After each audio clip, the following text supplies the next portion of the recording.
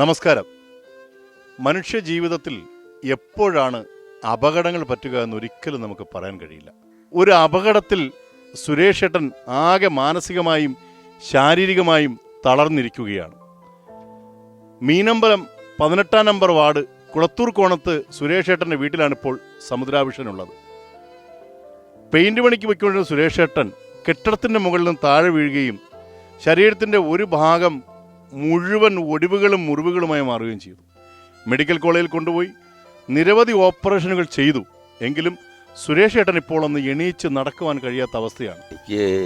എണീച്ച് നടന്നാലേ ഞാൻ ഇനിയും എൻ്റെ ജീവിതം മുന്നോട്ട് കൊണ്ടുപോകാൻ ഞാൻ ആഗ്രഹിക്കുന്നു.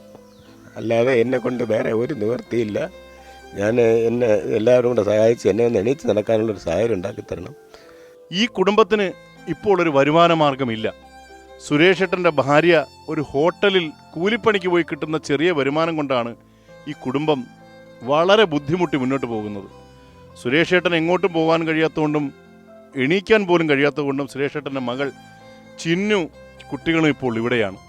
പിന്നെ എൻ്റെ ബാങ്കിൻ്റെ കടവായ്പ അത് എനിക്ക് താങ്ങാനാവാത്തൊരു നിലയിൽ നിൽക്കുകയാണ്.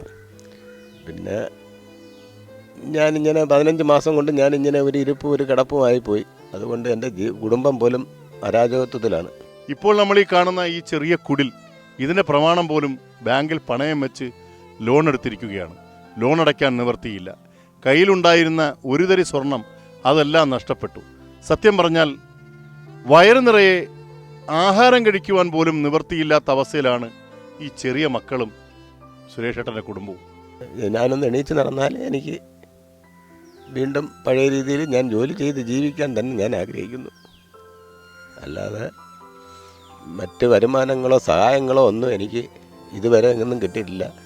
മുഖ്യമന്ത്രിയുടെ ദുരിതാശ്വാസത്തിൽ നിന്ന് എനിക്കൊരു 5000 രൂപ ഡിസംബർ മാസം 1-ാം തീയതി കിട്ടി. അല്ലാതെ യാതൊരുവിധ ആനുകൂല്യങ്ങളും ഇന്ന് വരെ എനിക്ക് ലഭിച്ചിട്ടില്ല.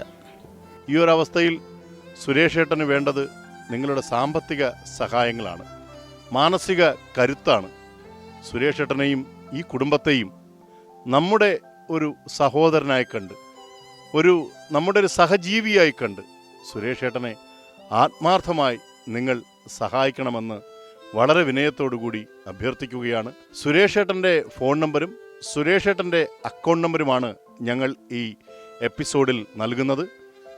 നിങ്ങളുടെ ഉദാരമായ, അത് 1 രൂപയാണെങ്കിൽ പോലും ദയവായി സുരേഷ് ഏട്ടനെ അയച്ചു കൊടുക്കണം. സുരേഷ് ഏട്ടൻ്റെ കാലുകൾക്ക് കരുത്തുണ്ടായാൽ ഒരു കുടുംബം മുന്നോട്ട് പോകും.